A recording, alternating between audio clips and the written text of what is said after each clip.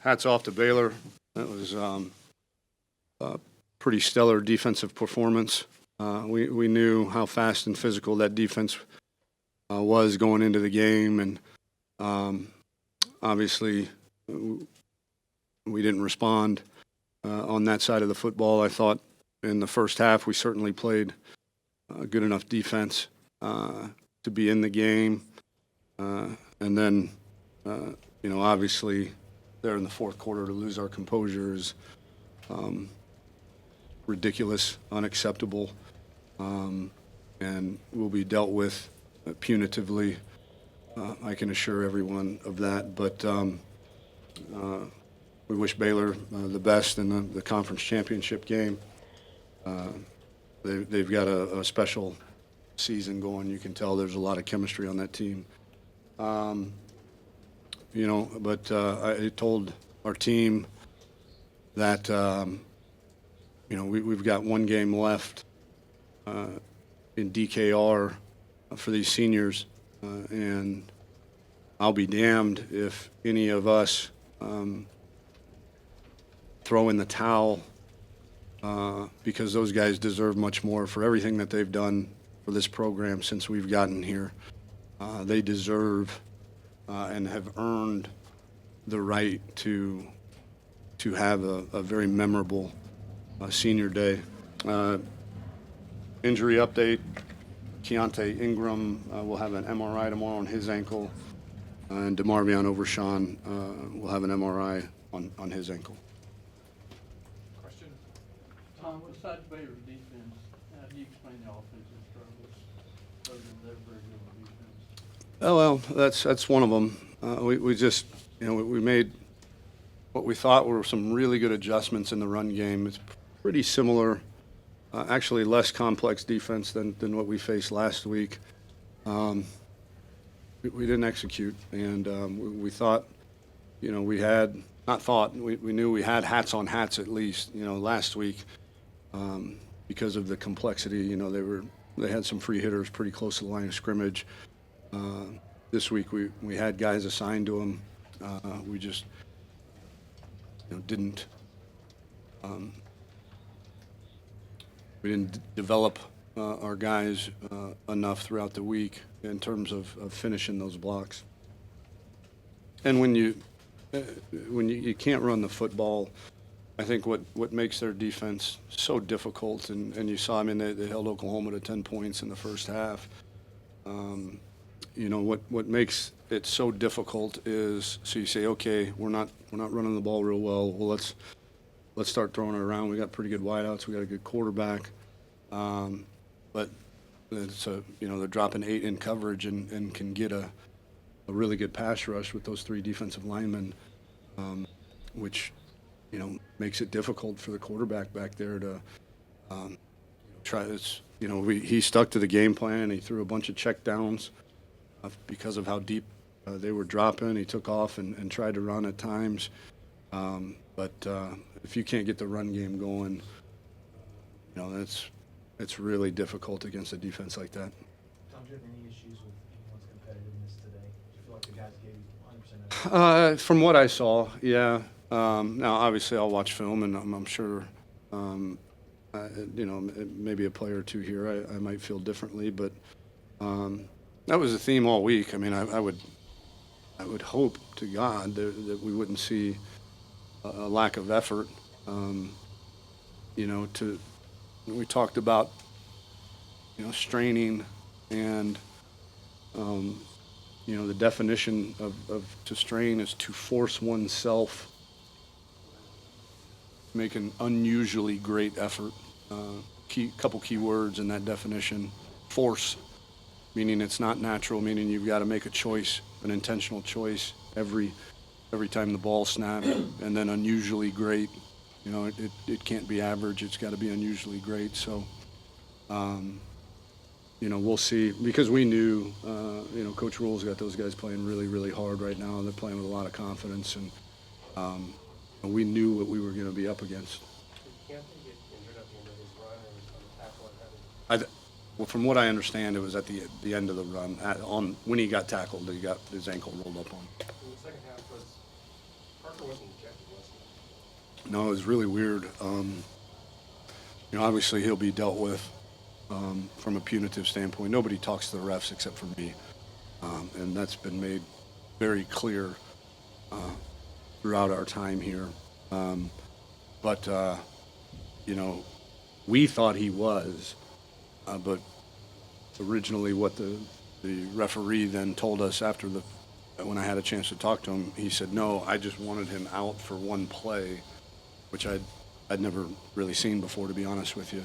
But he cleared it up with me, and obviously we weren't going to put him back after doing what he did. Tom, did it feel like no matter what you guys were trying to call on offense, you couldn't get anything going, or did you think you'd be able to break through at some point offensively?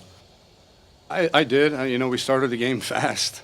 I know that our guys feel comfortable doing that. We had a lot of tempo early in the game plan. But I think it all goes back to the run game. If you can't run the ball against a defense like this, and again, we called some quarterback draws. You're going to have to use a quarterback as Oklahoma.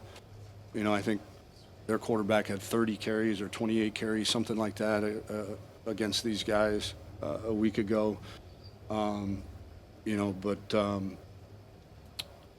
Yeah, I think that was the biggest culprit because, we've got, ways to get guys open and all of that, but when the quarterback's being pressured and then, 8 guys are dropping, 10, 12, 15, 30 yards deep, it's with minimal seams in there, it's damn near impossible to do anything but check the ball down or scramble. Coach, not asking you to throw anyone under the bus, but do you feel like your staff is living up to your expectations and making sure the players are ready for these games that you guys are playing in? I've done a poor job, and the buck stops with me, and so we'll evaluate everything. We got a game in 6 days. I'm not going to comment about anything like that until after the season. Tom, you look at the fourth quarter and all the penalties, and specifically Parker and Shaq, the back-to-back. Did you get a sense that was just sort of frustration boiling over for them for the past 2 weeks? Is that a group-wide thing, or is that limited to them? Have you sensed a frustration for them? Absolutely, yeah. When you're not playing to your to the standard that we have set, you're going to be frustrated, and that's fine. Everybody is in the building is frustrated, but the manifestation of that frustration can never be detrimental to the team, and to have that happen is, like I said, unacceptable. Is there any concern at all that you'll lose the kids, or is there anything that would tell you that these guys aren't following through on what you want from them? No, I think, the last 2 drives on both sides of the football, to stop a quarterback run on 4th down, on defense, to, knowing that you're not going to win the game, but for the offense to go execute the way that it did, they're not quitters. Will there be some? Yeah, there's probably. We talk about the 10-80-10 principle, where every organization has got 10% guys in the organization that are elite, and 80% that are in the middle, and 10% that are defiant and disinterested, and maybe a few of those guys will throw in the towel, but I can't imagine. No, these guys won't win. They're embarrassed. They want to play to their standard. So there's no way that they're gonna check it in, if you will. How surprising was this performance for you